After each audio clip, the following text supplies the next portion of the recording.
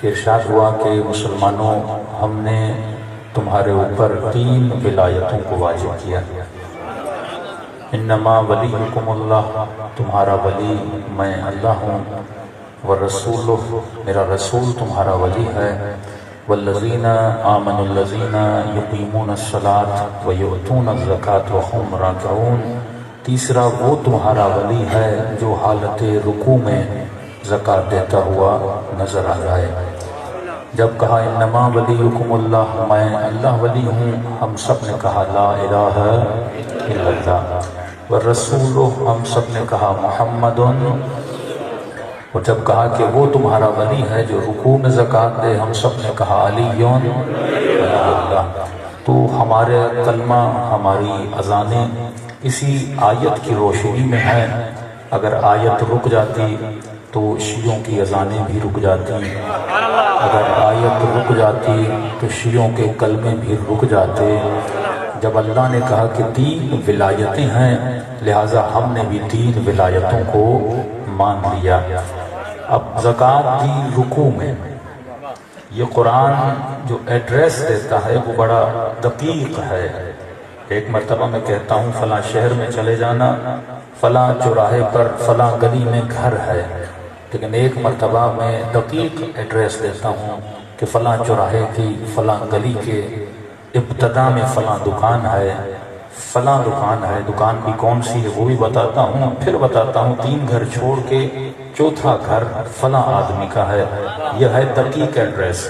اگر خدا یہ کہتا کہ جو رکوع میں جو زکوٰۃ دے، جو نماز قائم کرے وہ ولی ہے، لیکن یہ نہیں کہا جو زکوٰۃ دے نماز قائم کرے، کہا کہ جو حالت رکوع میں زکوٰۃ دے۔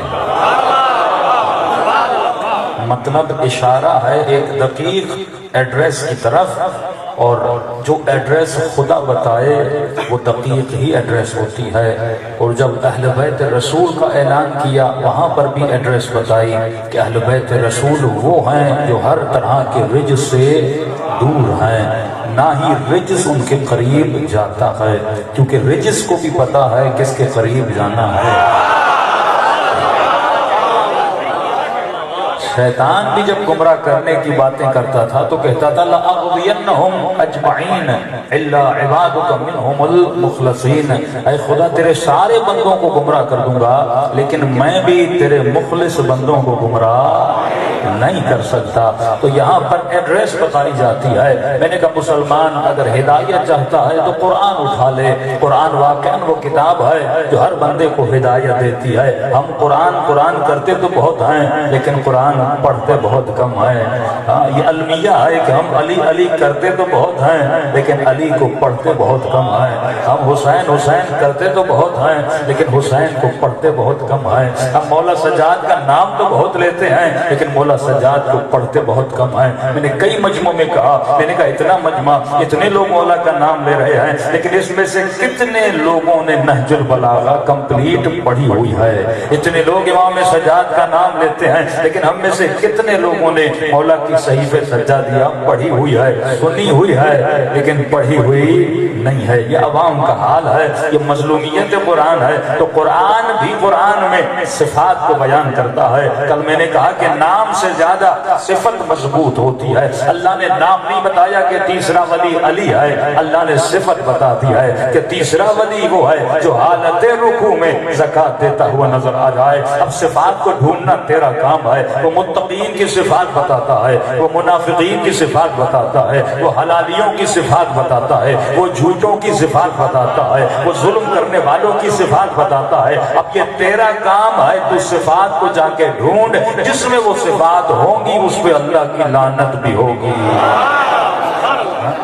جس میں طہارت ہوگی وہ اعلیٰ ہوگا، جس میں نجاست ہوگی وہ ابتر ہوگا۔ یہ جنگ صفت ہے۔ شیر کو درندہ کیوں کہا جاتا ہے؟ کیونکہ درندگی کی صفت پائی جاتی ہے۔ کیوں فرمایا بعض لوگوں کے لیے حیوانوں میں نشانیاں رکھی ہیں، بعض لوگوں کے لیے انسانوں میں نشانیاں رکھی ہیں۔ یہ قرآن نشانیوں کی کتاب ہے کہ دیکھو فرعون کو خدا لعنت کر رہا ہے تو کیوں کر رہا ہے؟ فرعون کی کچھ ایسی صفات تھی، اور ابراہیم کو خدا سلام بھیج رہا ہے تو کیوں بھیج بھیج رہا ہے کیونکہ ابراہیم میں کوئی صفات تھی، تو یہاں جنگ صفت ہے، فرمایا میں نے صفت بیان کر دی۔ یہ تیسرا ولی وہ ہے جو حالت رکوع میں زکات دیتا ہوا نظر آ جائے۔ آج تک مسلمان زکات تو دیتے تھے لیکن رکوع میں کسی نے زکات دینے کا سوچا ہی نہیں تھا۔ ہر بندہ کہتا ہے نماز ختم ہو بعد میں جا کے زکات دوں۔ وہ کون سا بندہ ہے جو رکوع کی حالت میں زکات دے؟ ارے وہ کون سا فقیر ہے جو رکوع میں خیرات مانگے؟ فقیر بھی کہتا ہے نماز ختم ہونے دو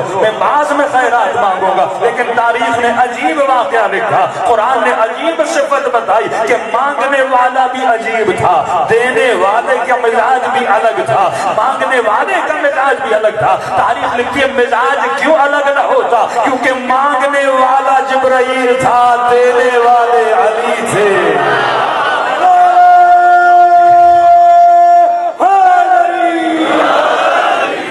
مانگنے والا دینے والے کو جانتا تھا، دینے والا مانگنے والے کو جانتا تھا۔ یہ دونوں مزاج شناس تھے، دینے والا استاد تھا، مانگنے والا شاگرد تھا۔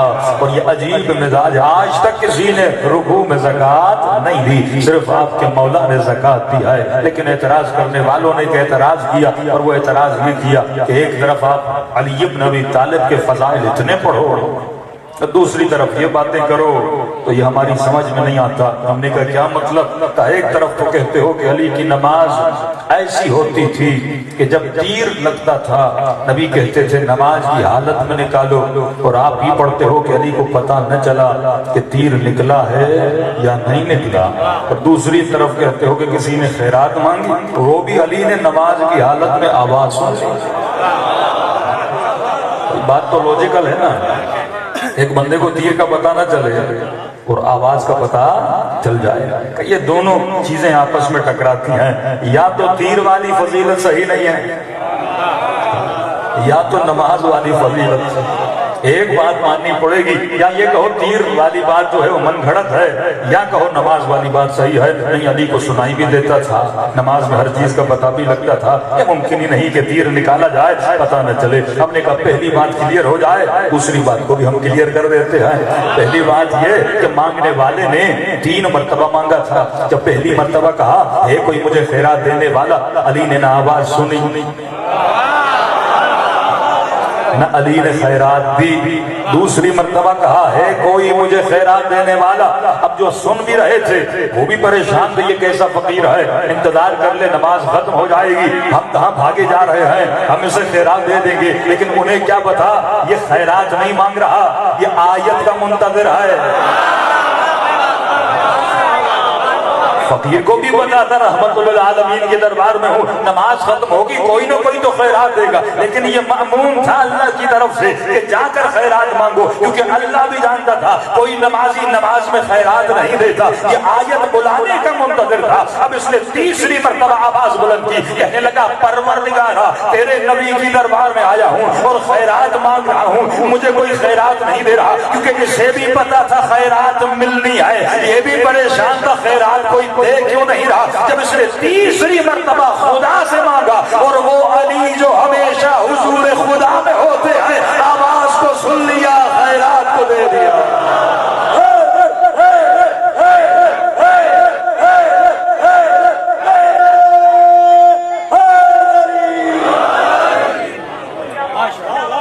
یہ آیت کا منتظر تھا۔ ملائک مأموم ہوتا ہے، جو اللہ کہے وہ جا کر کرے۔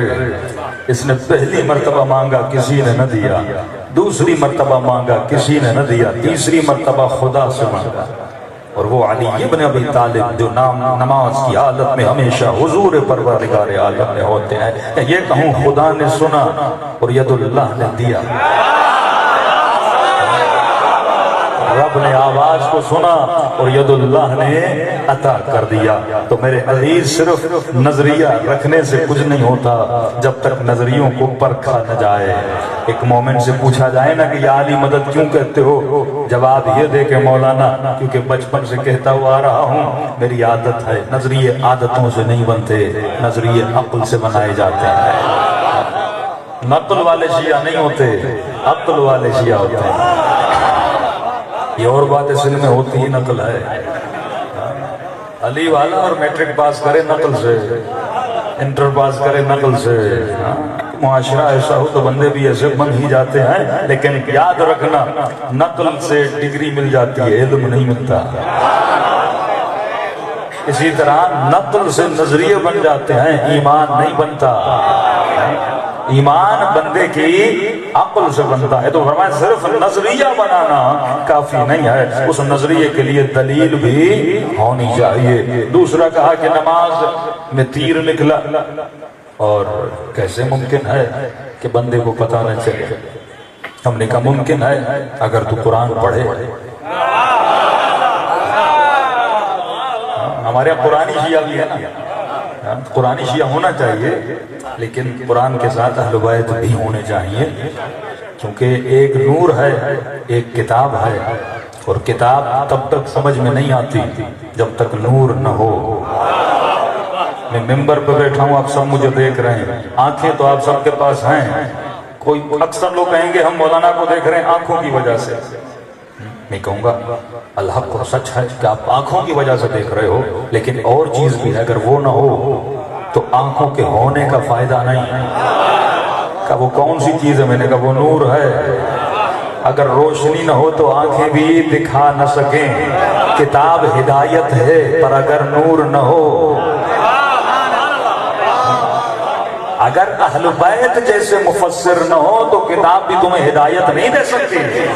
اگر نبی جیسا رسول سمجھانے والا نہ ہو تو کتاب تجھے سمجھ میں نہیں آتی، کیونکہ اسی کتاب سے کفر کے فتوے نکلتے ہیں، اسی کتاب سے شرک کے فتوے نکلتے ہیں۔ تو یہ جتنے مفتی اور مولوی لوگوں کو گمراہ کرتے ہیں، کس کے ذریعے سے کرتے ہیں؟ کتاب کے ذریعے سے کرتے ہیں۔ تبھی فرمایا کہ خالی کتاب بھی تمہیں ہدایت نہیں دیتی، ایک ہاتھ میں کتاب رکھو، دوسرے ہاتھ میں دامن اہل بیت کو رکھو، جو تجھے حقیقی کتاب اور الہی فرامین کی تفسیر تجھے سنا ہے۔ تو فرمایا ہاں یہ ممکن ہے کسی انسان کے پاؤں سے تیر نکل جائے اور اسے پتا تک نہ چلے۔ کل میں نے چھوٹی سی مثال دی تھی کہ کئی جوان کرکٹ کھیلتے ہیں نا، بتایا تھا میرے آپ کو، پھٹ جاتا ہے پاؤں، زخم ہو جاتا ہے، لیکن اسے پتا نہیں لگتا۔ کیوں نہیں لگتا؟ کیونکہ اس کھیل سے اسے عشق ہے، اسے محبت ہے، اس عشق میں زخموں کا بھی پتا نہیں لگتا۔ تو علی کو تو عشق خدا تھا نا، عشق پروردگار عالم تھا، تو جب نظارہ کرے محبوب ہو بندہ تو اسے پتہ نہیں لگتا کہ ہو کیا رہا ہے۔ اور دلیل قرآن بھی ہے، قرآن میں سورہ یوسف ہے، غالباً نمبر 12 ہے، ارشاد ہوتا ہے کہ مصر کی کافرہ عورتوں نے جناب زلیخا پر اعتراض کیا ہے، زلیخا تو اپنے غلام پہ عاشق ہو گئی، ایسا کیا تھا تیرے غلام میں؟ جناب زلیخا نے کہا ہے مجھ پہ اعتراض کرنے والی ہو، تمہیں حق ہے اعتراض کرنے کا، لیکن یہ مت کہو تیرے غلام میں ایسا کیا ہے، ابھی تک تم نے یوسف کے حسن کو دیکھا نہیں ہے۔ یوسف کے حسن کو دیکھو تو تمہیں پتا لگے کہ یوسف کتنا حسین ہے، کہ بھلا ایسا کیا ہے کہ آؤ میں تجھے بلاتی ہوں، اپنے دربار میں بلاتی ہے، ان کے ہاتھ میں سیف دیتی ہے، چھریاں دے دیتی ہے، کہ جب میں اشارہ کروں تو سیبوں کو کاٹنا۔ قرآن کی آیتیں لکھتی ہیں یہاں اللہ کے نبی کو اشارہ کیا، یہاں حسن یوسف جلوہ گر ہوئے، اور جیسے ان کی نگاہیں یوسف کے حسن کے چہرے پر پڑی، یہاں ان کو اشارہ کیا کہ سیبوں کو کاٹو۔ قرآن کہتا مصر کی کافرہ عورتوں کو پتہ نہ لگا کہ سیب کٹ رہے ہیں یا انگلیاں کٹ رہی ہے۔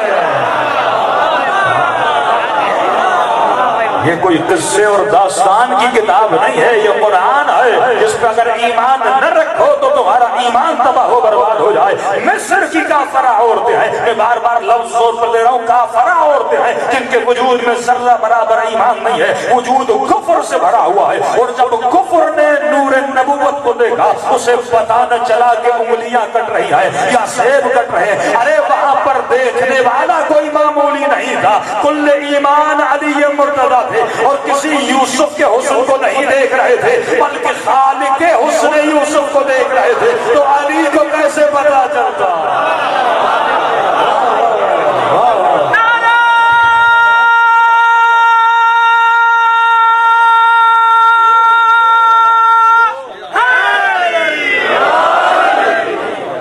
وہاں پر علی مرتضیٰ تھے اور کوئی عام حسن کو نہیں دیکھ رہے تھے، خالق حسن یوسف کو دیکھ رہے تھے۔ یہاں پہ ایک اخلاقی نقطہ بھی ذہن میں آ رہا ہے۔ معصوم فرماتے ہیں کہ تمام تعریفیں ہیں اس خدا کے لیے۔ کہا کہ تعریف کس کی جاتی ہے؟ اخلاقی نقطہ میرے امام زین العابدین فرماتے ہیں اتنے مطالب ہیں صحیفہ سجادیہ میں، دل کی خواہش ہے کبھی اشرا پڑھا جائے صحیفہ سجادیہ پہ تاکہ وہ مطالب بھی مومنین کو ملیں کہ واقعاً ظلم ہے اس منبر سے پڑھے نہیں جاتے۔ معصوم فرماتے ہیں تمام تعریفیں ہیں اس خدا کے لیے، کہا کہ مولا تعریف اور تمام تعریف اللہ کے لیے کیوں؟ معصوم فرماتے ہیں دنیا والے عجیب ہیں، یہ حسن کی تعریف کرتے ہیں۔ مثلا درخت خوبصورت ہے، بندہ درخت کو دیکھتا ہے کہتا ہے کتنا خوبصورت ہے۔ نیشنل جغرافیہ آپ دیکھیں گے پورے انگریز اور سائنسدان کس کی تعریف کرتے ہیں؟ چونٹی کا نظام دکھاتے ہیں، کہتے ہیں کیا کہنا چونٹی کا۔ مچھلی کا نظام دکھاتے ہیں، کہتے ہیں کیا کہنا مچھلی کا۔ حسین چہرہ آپ نے دیکھا، کہتے ہیں کیا کہنا اس کے حسن کا۔ حسین درخت دیکھا، ستارے دیکھے، سورج دیکھا، اس کی تعریف کرتے ہیں۔ معصوم فرماتے ہیں جس کا حسن اس کا اپنا نہیں،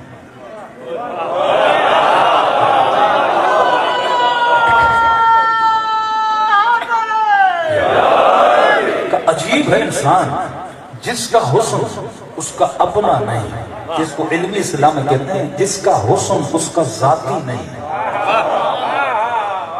بھائی اگر عارف قاسمی کا چہرہ ایسا ہے تو اس میں میرا کیا کمال ہے؟ اگر آپ کا چہرہ ایسا ہے تو اس میں آپ کا کیا کمال ہے؟ حسن ذاتی تب ہو جب میں خود کو ایسا بناؤں، اس میں میرا کمال تو نہیں ہے نا۔ درخت اگر ایسا ہے اس میں درخت کا کیا کمال ہے؟ درخت کو بنایا گیا ہے، اس نے خود کو بنایا نہیں ہے۔ بھائی ایک مرتبہ پینٹنگ کرنے والا خود ایک تصویر کو رنگ دیتا ہے، وہ اس کا ذاتی ہے، خود بناتا ہے۔ آپ کہو گے اچھا جب تصویر بنا لی تو دنیا تصویر کی تعریف کرے گی یا بنانے والے کی؟ ایوارڈ کس کو ملے گا، تصویر کو یا بنانے والے کو؟ کتنے احمق ہیں دنیا والے، حسن کو دیکھ کر حسن کی تعریف کر رہے ہیں، خالق کے حسن کی تعریف نہیں کر رہے۔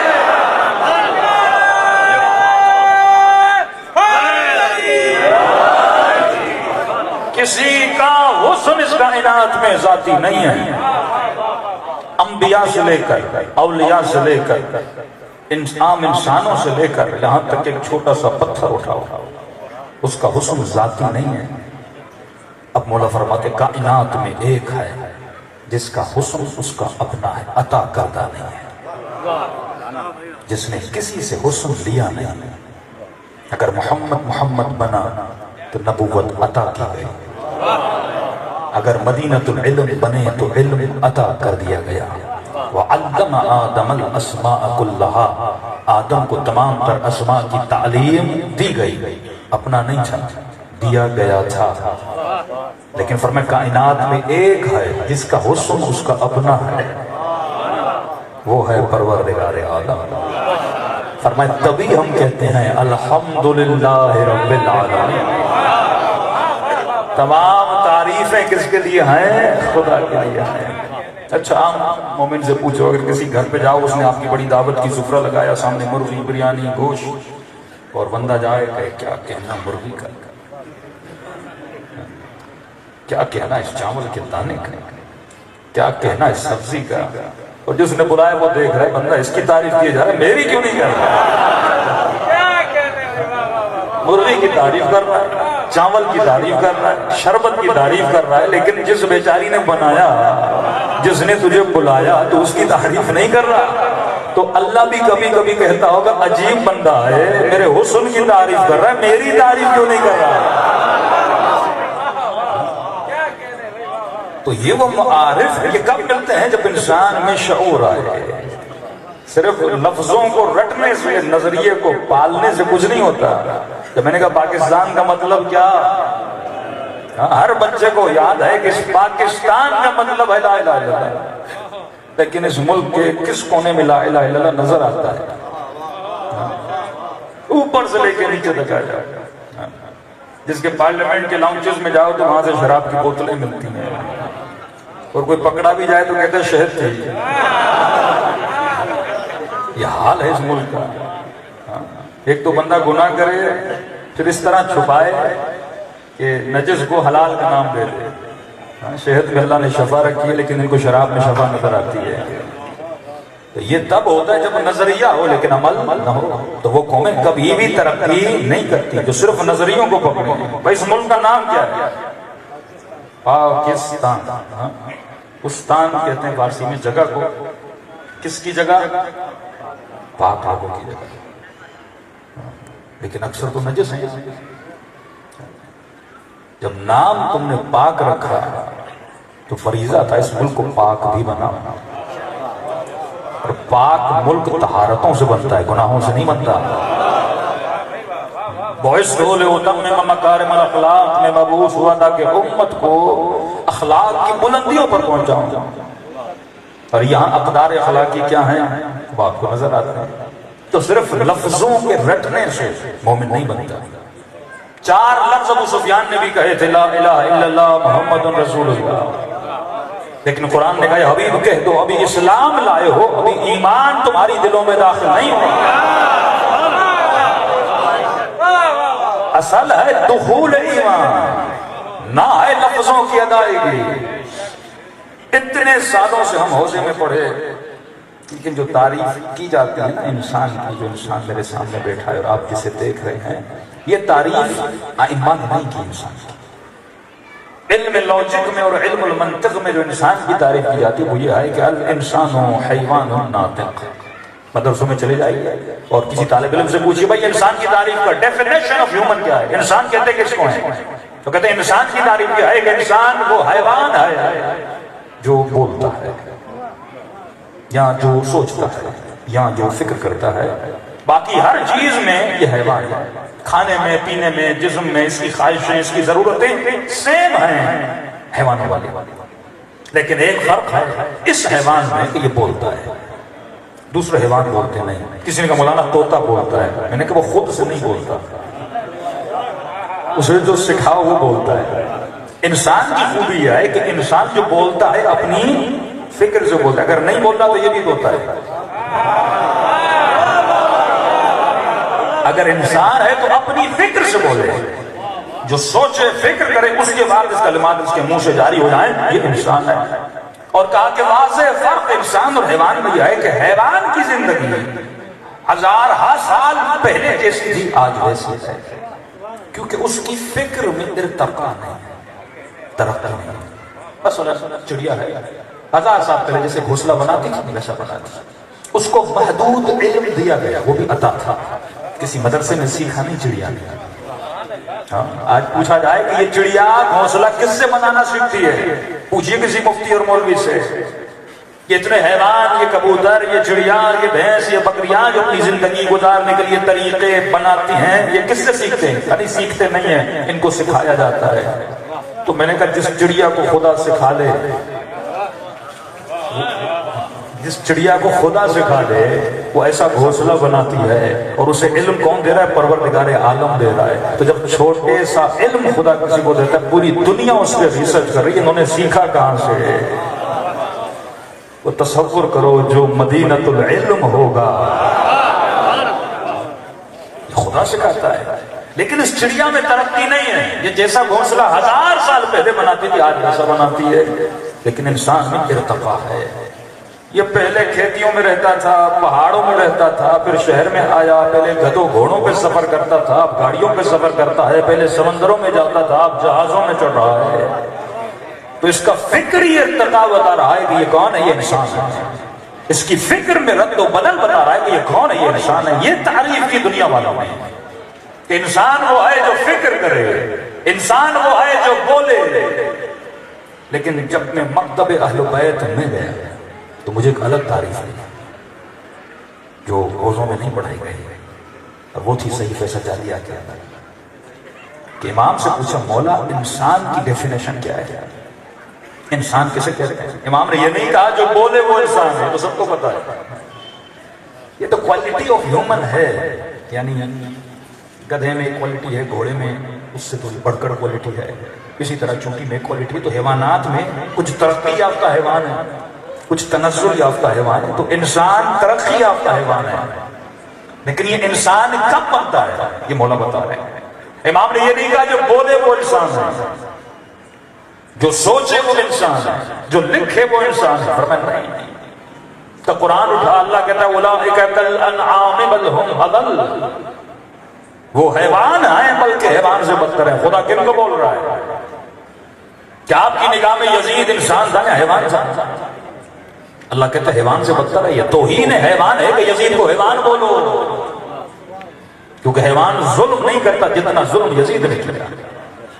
انسان حیوان ہے لیکن کبھی کبھی یہ ایسے کام کرتا ہے کہ خدا کہتا ہے یہ حیوان سے بھی بدتر ہے، یہ توہین حیوان ہے، اسے حیوان بولا جائے. فرمایا بل ہم اضل، یہ حیوان سے بدتر ہے. کہ جنہوں نے اہل بیت پہ ظلم کیا، سیدہ کے حق اٹھائے، کیا یہ ہماری نظر میں انسان ہے؟ وہ بھی چلتے تھے، وہ بھی گھومتے تھے، وہ بھی سوچتے تھے. ایسے تو کوئی جنگ علی سے نہیں جیت رہا تھا، سوچ رہا تھا، پلاننگ کر رہا تھا. نو کے نیزہ پہ قرآن کو بٹھایا جا رہا تھا اور نعرہ بلند کیا جا رہا تھا لا حکم الا اللہ، اللہ کے علاوہ کوئی حکم نہیں چلے گا. پوری امت کو گمراہ کر دیا گیا. یہ خوارج جن کے ماتھوں پہ سجدوں کے نشان تھے. کہ یہ انسان نہیں تھے؟ منصور فرماتے ہیں نہیں. جس نے لوگوں پر ایٹم بم پھینکا دنیا اسے ہیومن کہتی ہے، لیکن میرے چوتھے امام کی نگاہ میں وہ انسان نہیں ہے. جو ظلم کرے، جو لوگوں کو مارے، جو گلے کاٹے، جو حق کھائے، جو ظلم کرے، اہل بیت کی نگاہ میں ایسا ہیومن ہے ہی نہیں. اب سنیے امام کیا تعریف کرتے ہیں. مولا انسان کی ڈیفینیشن کیا ہے؟ دو لفظوں بتایا. فرمایا انسان تب بنتا ہے جب حمد خدا کرتا ہے. کتنی پیاری تعریف. انسان تب بنتا ہے جب حمد خدا کرتا ہے. اگر یہ حامد ہے تو انسان ہے، اگر یہ حامد نہیں تو انسان نہیں. کیا مطلب حمد خدا؟ تسبیح اٹھائے اور کہا الحمدللہ. مولا فرماتے نہیں، حمد لسانی حمد عملی. مولا کیا مطلب؟ ہم اب خود مولا حمد کی تعریف کرتے ہیں. فرماتے ہیں حمد خدا کا مطلب یہ ہے، حمد پروردگار عالم کا مطلب یہ ہے کہ جس عضو کو جس مقصد کے لیے بنایا گیا اس مقصد میں استعمال ہو تو یہ حمد پروردگار عالم ہے. اگر نہیں ہو رہا یہ حمد خدا نہیں ہے. اور آسان کرو، عضو کا مطلب جس پارٹ کو، باڈی کے پارٹس ہیں نا، جس باڈی کے پارٹ کو جس مقصد کے لیے خلق کیا. یہ چڑیا حمد خدا کر رہی ہے. وَإِن مِّن شَيْءٍ إِلَّا يُسَبِّحُ بِحَمْدِهِ. کائنات کا ذرہ ذرہ حمد خدا کر رہا ہے. یہ سورج نکلتا ہے تو حمد کرتا ہے، یہ غروب کرتا ہے تو حمد کرتا ہے. حمد کیوں کرتا ہے؟ کیونکہ جس مقصد کے لیے بنایا صدیوں سے اسی مقصد پہ چل رہا ہے. یہ چڑیا حمد خدا کرتی ہے. کوئی ایسی صبح کا وقت نہیں یہ چڑیا اٹھے اٹھے چاہے نا، یہ چڑیا گھونسلہ نہ بنائے. اسے جو کہا گیا یہ ویسا کرتی ہے، صدیوں سے ویسا کر رہی ہے. کائنات میں کوئی ایسا بکرا نہیں ملے گا جس کا گلا کاٹو اور کہے کہ نہ کاٹو. وہ اپنا گلا کٹوا کے کہتا ہے میں نے خلقت کا مقصد پورا کر دیا، میں بنا ہی اس لیے تھا کہ میں کٹوں. میرے گلے پہ چھری چلے، مجھے اس مقصد کے لیے بنایا تھا تاکہ کوئی اللہ کی بڑی خلقت ہے جسے انسان کہا گیا وہ مجھے کھائے. وہ کٹ کے اپنی خلقت کا مقصد پورا کرتا ہے. اور عجیب جملہ کہا علماء نے، فرمایا حسین نے کربلا میں گلا کٹوا کے اپنی امامت کا مقصد پورا کیا. اور اللہ نے آواز دیا ایھا النفس المطمئنہ ارجعی الی ربک راضیۃ مرضیہ. اب تمہارا رب تم سے راضی ہوا کیونکہ تم نے اپنی خلقت کا مقصد پورا کر دیا. ہر شے کائنات میں آئی ایک مقصد کے تحت آئی ہے. اسی طرح خدا نے جتنے تمہارے اعضاء بنائے اگر یہ اس مقصد کو پورا کریں یہ حمد پروردگار عالم ہے. آنکھیں وہ دیکھیں جس کے لیے بنی، زباں وہ بولے جس کے لیے بنی، کان وہ سنیں جس کے لیے بنا، ہاتھ وہ کریں جس کے لیے بنے ہیں، قدم وہاں جائیں جہاں جانے کے لیے بنے ہیں، شکم میں وہ لقمہ جائے جس کے لیے شکم کو بنایا گیا ہے. اگر یہ ساتوں اعضاء یہ کریں تو یہ کیا ہے؟ حمد پروردگار عالم ہے. میں اتنے سالوں سے سوچ رہا تھا ارے قرآن تو سارا قرآن ہے لیکن قرآن میں سورہ حمد کا پڑھنا واجب کیوں ہے؟ اور میں اللہ اکبر کہہ کے سورہ حمد پڑھ کے اپنی انسانیت کا ثبوت دے کہ تو انسان ہے، ایک ہی سورہ واجب کیوں ہے؟ الحمدللہ رب العالمین۔ جب تو حمد خدا کرتا ہے، یہ آخر میں ہے، دن میں 5 نمازیں واجب کی گئی تاکہ آپ پورا دن اپنے اعضاء سے حمد خدا کریں۔ اب نماز میں 17 منٹ کھڑے ہو کر اپنی زبان سے حمد خدا کریں، تب جا کے تمہاری خلقت کا مقصد پورا ہو جاتا ہے۔ اب سمجھ آیا کہ اہل بیت ایسے کیوں کرتے تھے، نماز میں کیوں رہتے تھے؟ یہ کیا تھا؟ حمد پروردگار عالم تھا۔ فکر کا بھی حمد ہوتا ہے، ہاتھوں کا بھی حمد ہوتا ہے کہ میرے چھٹے امام جعفر صادق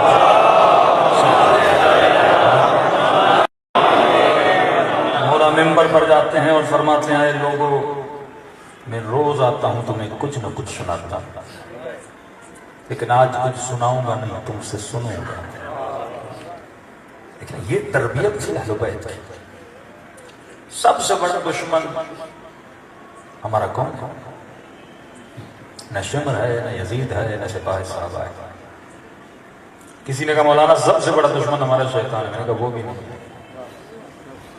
شیطان اگر سب سے بڑا دشمن ہوتا تو حبیب کو گمراہ کرتا۔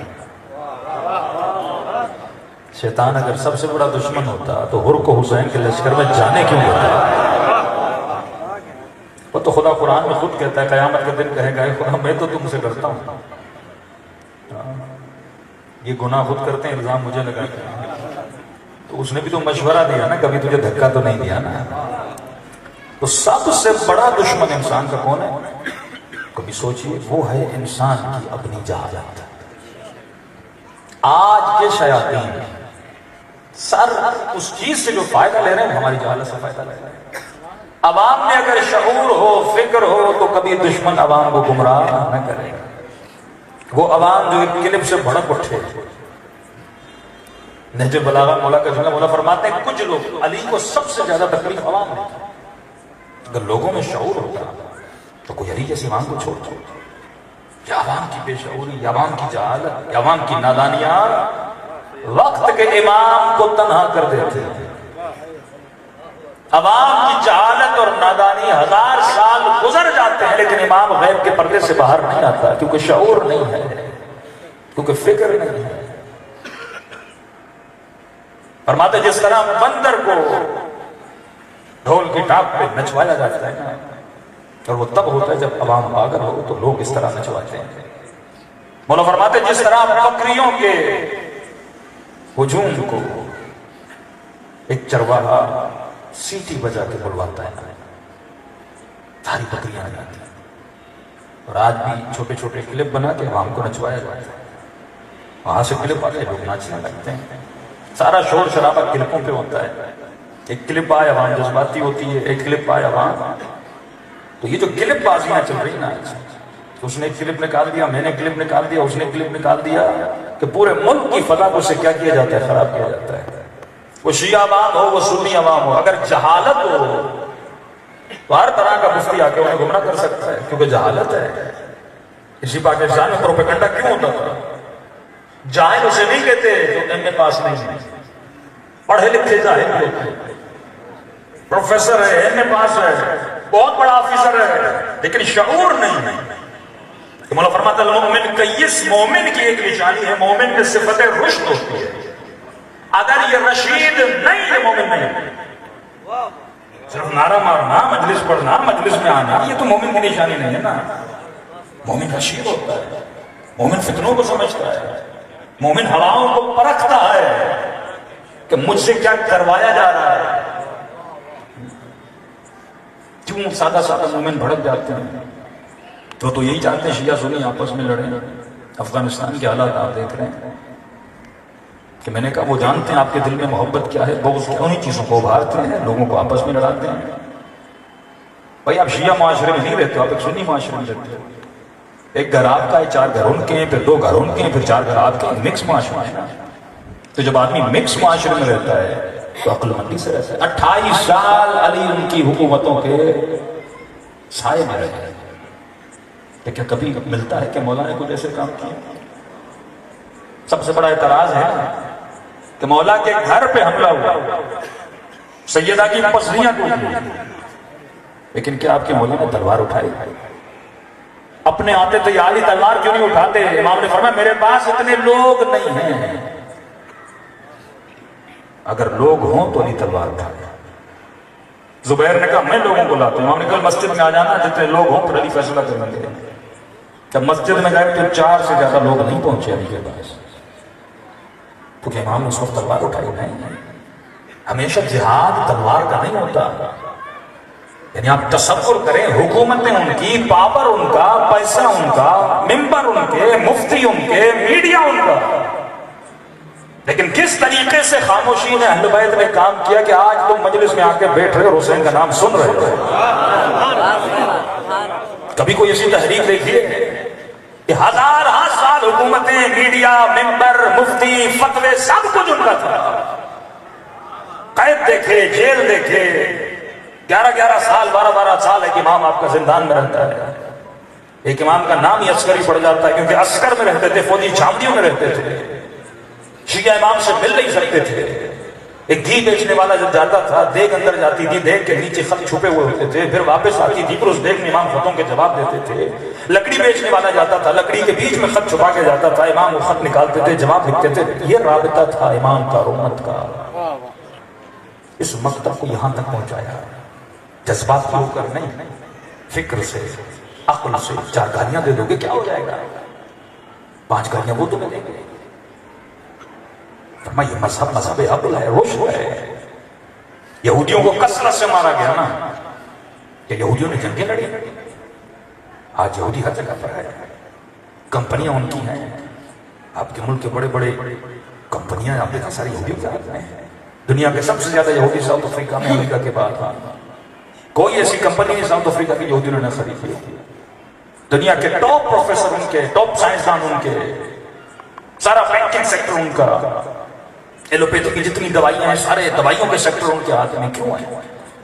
کیونکہ اگر دشمن بھی عقل مندی سے کام لے تو وہ نتیجہ دے دیتا ہے، اپنا بے وقوفی بھی کرے تو خدا نتیجہ نہیں دیتا۔ تو اہل بیت نے جو 200-250 سال کا پیریڈ ہے مولا علی سے لے کر 11ویں امام تک، اور پھر گولڈن دور آتا ہے میرے 6 اور 5ویں امام کا دور، یہ کہتے ہیں شیعت کا گولڈن پیریڈ تھا، کیونکہ حکومتیں آپس میں لڑ پڑے، موقع ملا اہل بیت کو۔ اور اتنا انہوں نے صرف اس 2 ادوار میں، یعنی 5ویں امام کا دور اور 6ویں امام کا دور، اس کے علاوہ تو کسی امام کو فرصت ہی نہیں تھی علم پھیلانے کی، علم دینے کی۔ 2 امام، جتنا کچھ علم آپ کے پاس ہے یہ 2 اماموں کا علم ہے۔ 80% 2 اماموں کا علم ہے، فقہی حدیثیں، تربیتی حدیثیں، اخلاقی حدیثیں ہیں، اور جتنی دعائیں میں نہیں وہ 4تھے امام، یعنی 4تھے امام کی دعائیں اور 5ویں اور 6ویں امام کے فرامین اور حدیث و تربیتی کلام۔ یہ وہ کام تھا، کیونکہ علم باقی رہتا ہے۔ انہوں نے لوگوں کو عقل مندی کا درس دیا۔ دشمن کے دربار میں دشمن کا رائٹ ہینڈ تھا، لیکن غلام تھا میرے 7ویں امام کا۔ ایسے نہیں اہل بیت نے کام کیا جذباتی ہو کر۔ قاتل امام ہے، پتا ہے امام کو زندان میں ڈالا ہوا ہے، خط لکھتا ہے مولا اس کے پاس کام کرو، کہ امام نے کہا کام کرو، شیعت کو بچانا ہے، دفاع تشیع کرنا ہے۔ اتنے لوگ ہماری قیدوں میں، جیلوں میں، تم ہوگے تو دفاع کر سکو گے نا۔ یہ بے عقلی کو وہاں پہ چھوڑ کے کرسی خالی کر دو دشمنوں کے لیے۔ اماموں سے خط لکھتے ہیں کہ آج کے بعد وضو ایسے کرنا جیسے میں کہہ رہا ہوں، وہی وضو جو ہے اہل سنت کا، امام ابو حنیفہ کا وضو ایسے کر سکتے، اس نے ویسے کر سکتے۔ یہ شیعہ ہوتا ہے۔ اب ہوتا جذباتی شیعہ، میں وضو کروں امام ابو حنیفہ ہوتا، میں کیسے وضو کروں؟ وہی جذباتی شیعہ مجتہد منع کر دے کہ بھائی فلاں فلاں پہ لعنت نہ بھیجو، یہ تشیع کے فائدے میں نہیں ہے، میں کیسے لعنت نہ بھیج رہا ہوں؟ بھائی جس نے فتویٰ دیا ہے وہ بھی تو سید ہے نا، کہ تمہیں زیادہ محبت ہے جناب سید ایسے؟ یہاں بات ہے حفظ نظام کی، سمجھ اس بات کو۔ وہ چاہتے یہی ہے کہ تو کر۔ جب پاکستان سے شیعہ علماء، مفتی، ذاکر ملنے گئے تھے امام خمینی سے، انہوں نے کہا تھا میں نے سنا ہے کہ تم اہل سنت کے گھروں کے سامنے جا کے لعنتیں بیچتے ہو، کہ یہ مت کر، شیعت کے فائدے میں نہیں ہے۔ حالانکہ امام خمینی کی سخت ترین کتاب ہے، خلفاء کے حوالے سے سخت ترین کتاب اگر کسی مجتہد نے امام خمینی نے لکھی ہے، کہ جب حکومت میں آئے گا اس کتاب کو نہ چھاپا کرو، کیونکہ اب تشیع کے خلاف ہے۔ سب سے زیادہ اتحاد المسلمین کی تنظیمیں شیعوں نے بنائی. کیوں؟ قرضاوی کی بات کر رہا ہوں، مصر کا قرضاوی جو داعش کا سمجھو مفتی تھا عراق میں، اس کی تیسری بیوی 18 سال کی عمر ہے، وہ قرضاوی کو چھوڑ کے بھاگ گئی. اس نے خود لکھا کہ ایک میٹنگ ہو رہی تھی قرضاوی کی، اور اس نے اس میٹنگ میں اپنے مفتی اور مولویوں کو کہا کہ اتحاد بین المسلمین کا نقصان سب سے زیادہ ہمیں ہو رہا ہے اور سب سے زیادہ فائدہ شیعوں کو ہے. کیونکہ جب اتحاد کی فضا بنے گی تو شیعہ بتا پائے گا نا کیا کیا ہوا تھا. ہمیں تو نقصان ہے ہی نہیں. اتحاد ہوگا 4 لوگ آئیں گے نا تمہاری مجلس میں، اتحاد ہوگا تم بتا پاؤ گے نا چوتھے امام کیا تھے، 5ویں امام کیا تھے، 6ٹھے امام کیا تھے. جب نفرت کی فضا ہوگی وہ تیرے ساتھ ملے گا نہیں. یہی نفرت، یہ نجس ہے، ان کی مجلسیں ایسی ہیں، ان کا نظر نہیں آئے، وہ آئے گا جب قریب نہیں آئے گا تو اسے پتہ کیا چلے گا نور ہوتا کیا ہے. بھائی قریب کرو نا ان کو، قریب کیسے آئیں گے؟ محبت کے بدلہ. قرآن کہتا ہے کسی کے جھوٹے خدا کو برا بلا نہ کہو. اس کا مطلب یہ نہیں کہ اس کی محبت ہمارے دل میں آ گئی، اس کا مطلب ہم ان کی تعریفیں کریں گے. مطلب یہ ہے فضا اتحاد کی بنا. اور کل بھی میں نے کہا یہ ہماری اپنی نادانی ہے کہ ہم ان کے کلپ کو خود ہی مشہور کرتے جا رہے ہیں، مشہور کرتے جا رہے ہیں. بھائی رپلائی دینے کی ضرورت نہیں ہے ایسے بندوں کو. ایک چھوٹا سا گروہ ہے جو بار بار چاہتا ہے کہ میں ابھارا جائے، میرا نام بلند کیا جائے، ورنہ بڑے بڑے علماء بریلوی طاہر القادری صاحب ہیں، دوسرے علماء، انہوں نے برملا موقف اپنا اپنایا کہ اہل سنت کا موقف یزید کے لیے، اس کے باپ کے لیے کیا موقف ہے. وہ خود کہتے ہیں کہ ظاہری حکومت تھی خلفاء کے پاس تھی، لیکن اگر روحانی ولایت تھی تو علی ابن ابی طالب کے پاس. روحانی ولایت تک تو آ گئے نا، تو آدھا مطلب تو آپ کا پورا ہو گیا. اب وہ روحانی تک لائے ہیں تو مجلس میں بلا کے جسمانی ولایت بھی منوا لو.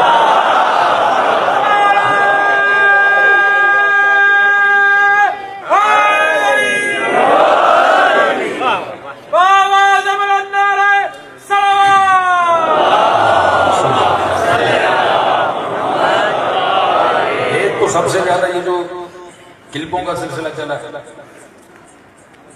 ہم بیٹھے ہوئے تھے قم میں، کچھ علماء کے ساتھ گفتگو ہو رہی تھی. کیونکہ کلپوں نے بڑا خراب کیا ہمارے پاس مولویوں کو. کیونکہ آج محنت تو کرنی نہیں، شہرت بڑی آسانی سے مل جاتی. 4 کلپ بنا دو، ایک میڈیا گروپ بنا دو تو کلپ وائرل ہو جاتی ہے، لوگ سنتے رہتے ہیں. بعض تو مجلس کلپ کے لیے پڑھتے ہیں، کیسے جملہ کہوں اچھا کلپ بن جائے. تو اس دور میں ایک خطیب کو بھی اتنی محنت نہیں کرنی پڑتی. ایک وقت آ کے خطبہ محنت کرتے تھے، گاؤں گاؤں گلی گلی جا کے مجلسیں کرتے تھے، 4 لوگ ان کو جانتے تھے. لیکن آج کلپ کا زمانہ ہو گیا.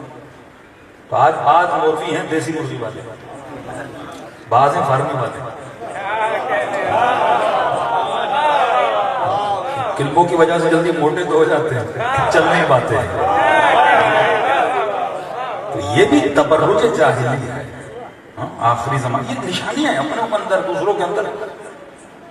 ان کے مفتی دیکھو، ادھر دیکھو، ادھر دیکھو، 24 گھنٹہ بندہ ممبر میں بیٹھا ہوا، کلپ پہ کلپ، کلپ پہ کلپ. ایک مفتی کا میں نے ٹک ٹاکر نام رکھا تھا، تو وہ بھی یہی ہے نا، بس کلپ لینا ہے. اور ٹشو کو کیا چل رہا ہے اس وقت، فضا کیا بنی ہوئی ہے اس پہ مجھے کلپ دینا، یعنی آگ لگی ہوئی ہے میں اور زیادہ آگ. تو یہ عقل مندی نہیں ہے. اگر مولا چاہتے تو مولا کے پاس مالک اشتر جیسے لوگ تھے، علی کا اپنا بازو ہی کافی تھا. لیکن انہوں نے کبھی بھی معجزے اپنی فتح کے لیے نہیں کیے، یاد رکھیے. ورنہ کربلا میں امام حسین کے پاس کیا طاقت نہیں تھی؟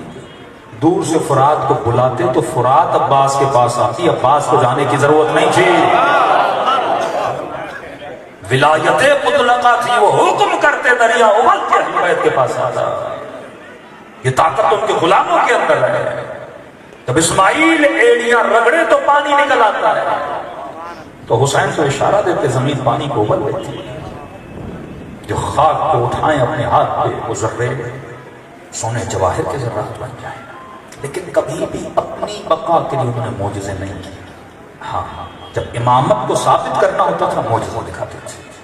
اگر کوئی چیلنج کرتا تھا کہ آپ امام نہیں ہیں تو اس وقت اپنی ٹھوکر مار کے مردے کو زندہ کر کے بتاتے تھے علی امام آئے. جب اس بات امامت کی بات آتی تھی تب معجزے دکھاتے تھے. جب توحید کی بات آتی تھی تب معجزے دکھاتے تھے. یہ نہیں کہ جگہ جگہ وہ معجزے دکھا دیتے رہے. اور وہ پہلو جو ہم نے ممبر سے اہل بیت کا بیان کیا وہ زیادہ تر پہلو معجزوں کا پہلو تھا. یہ بھی ایک مسئلہ ہے کہ میرے ذہن میں امام حسین وہ امام ہے جو معجزہ کرتا ہے. معجزہ نہ کرے تو کیا امام نہیں ہے؟ کیا ضروری ہے کہ امام حسین میرے لیے معجزہ کریں؟ کیا ضروری ہے امام حسین مجھے اولاد دیں تو امام ہے؟ کیا ضروری ہے امام حسین مجھے شفا دیں تو امام ہے؟ نہیں میرے عزیز، وہ سزا بھی دیں تو امام آئے، جزا بھی دیں تو امام آئے. لیکن یہ عقیدہ لے کر بندہ کربلا جائے تو یہ معرفت مسلومیت ہے کہ میں کربلا جا کے امام سے مانگتا کیا ہوں؟ مولا بیٹا نہیں، مولا اولاد نہیں، مولا یہ نہیں، وہ نہیں. بھائی کبھی کربلا جا کے حسین سے حسین کی معرفت مانگ، کبھی خدا سے خدا مانگ. صلوات پڑھے محمد وعلی محمد. یہ دلوں کو کربلا لے کر چلیں اور سلام کرے ان ہستیوں پہ جنہوں نے اپنا سب کچھ راہ خدا میں لٹا دیا. مرد نے بھی، عورت نے بھی، بچے نے بھی، جوان نے بھی. مطلب اس دنیا میں یہ نہیں کہ جہاد صرف بڑے پر واجب ہے. یہاں پہ بچے کو اپنا کردار اپنانا ہے، جوان کو اپنا کردار اپنانا ہے، بوڑھے کو اپنا. مطلب جب تک سانسیں چلیں یہ سانسیں اللہ کے لیے چلیں، یہ سانسیں بقائے دین کے لیے چلیں، اور عقل مندی والی سانسیں انشاءاللہ تفصیل سے کرنے آئیں گے. سب مل کے دلوں کو کربلا لے کر چلیں. السلام علی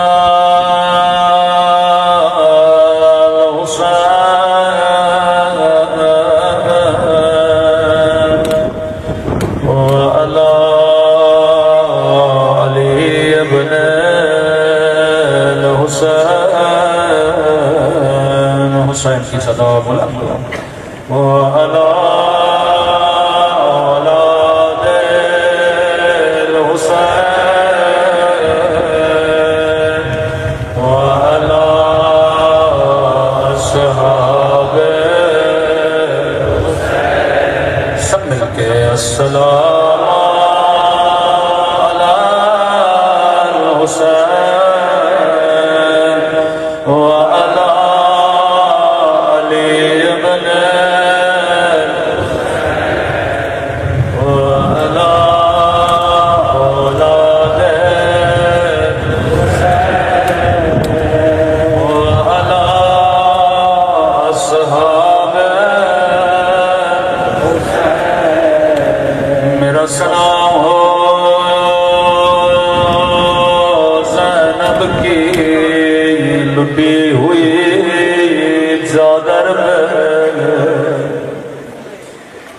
میرا سلام ہو سکینہ کی جھکی ہوئی کمر پر. میرا سلام ہو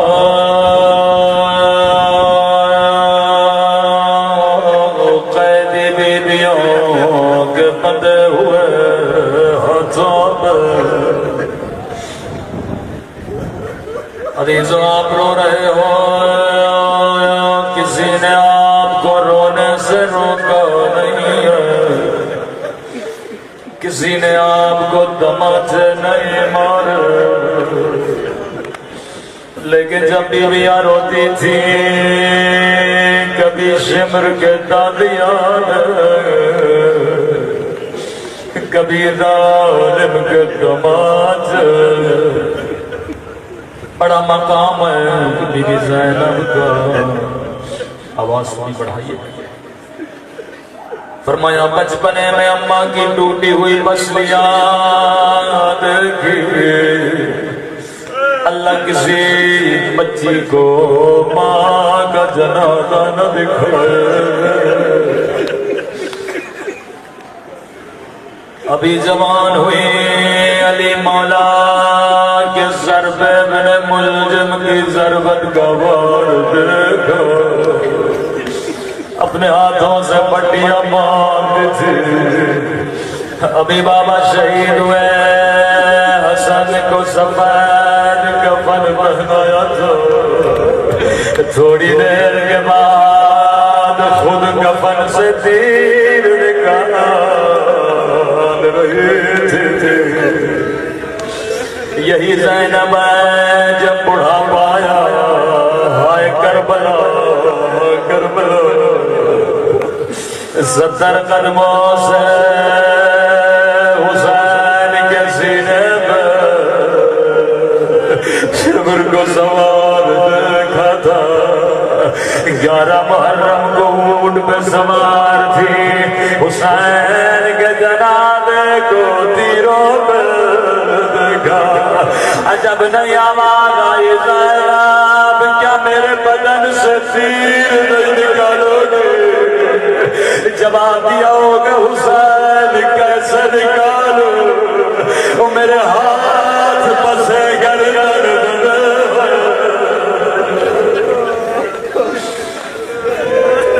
ہر شہید پہ رونے والی ہر شہید پہ گریہ کرنے والی کبھی قاسم کا نوحہ پڑے کبھی علی اکبر کا نوحہ پڑے کبھی ہائے عباس کہہ کے رونے والی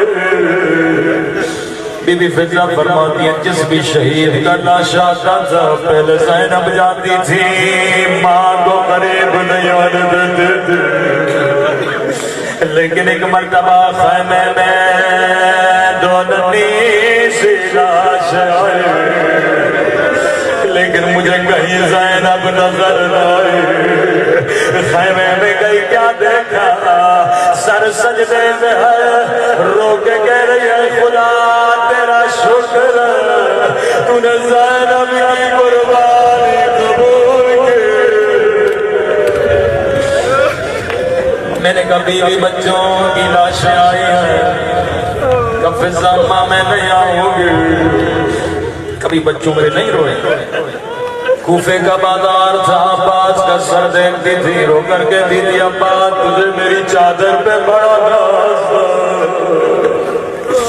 کبھی علی اکبر کا ماتم کرے کبھی قاسم کا ماتم کرے لیکن پورے سفر میں زینب اپنے بچوں پہ نہیں روئی زندان شام فرمایا جب رہائی کا وقت آیا سب سر لائے گئے علی اصغر کا سر آیا رباب نے گود میں لیا قاسم کا سر آیا قاسم کی ماں نے لیا حسین کا سر آیا زینب نے گود میں لیا ایک مرتبہ دو ننی سی گردن آئے ہر بی بی انتظار میں ہے زینب جائے گے لیکن زینب کبھی قاسم پہ روئے کبھی اصغر پہ روئے سر لانے والے نے کیا ان سروں کی ماں مر گئی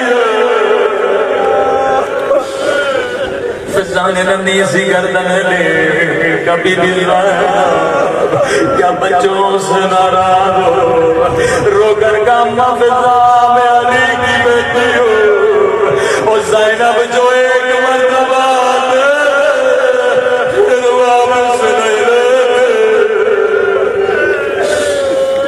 قافلہ مدینے پہنچا مدینے میں زینب نے حسین کے مسائل پڑھے فرمایا سجاد میں نانا کے روزے پہ جانا چاہتی ہوں لیکن میں اکیلی جاؤں گی پورا روزہ خالی ہوا زینب نے دروازوں کو بند کیا رو کر کہنے لگی نانا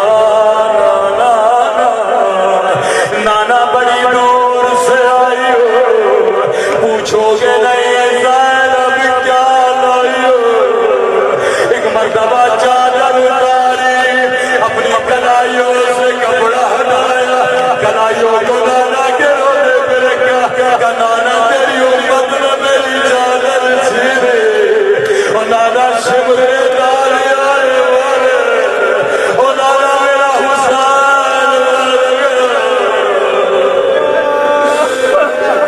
لیکن زینب نے بچوں پہ گریہ نہیں کیا سیدھا جنت البقیع گئے ماں کی قبر پہ لمبے مصائب نہیں پڑے فضا کہتی ہے خون بھرا کرتا نکالا قبر زہرا میں زلزلہ آیا زینب اٹھایا پاؤں برداشت نہیں کرے گے رو کر کا ماں تو نے کرتا برداشت کیا اور میرے صدر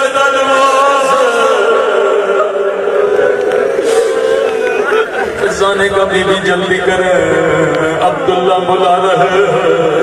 कदीमी मोमिनो, ज़ैनब क्या सोच के घर जा रहे थे। अब्दुल्ला पूछेंगे ज़ैनब मेरे बोलो मोहम्मद का क्या हुआ। जैसे घर का दरवाजा खोला, अब्दुल्ला ने कहा खातून चली जा, अभी मेरी बीवी नहीं आई है। अब्दुल्ला तूने भी नहीं पहचाना, वो मेरा हुसैन मर गया।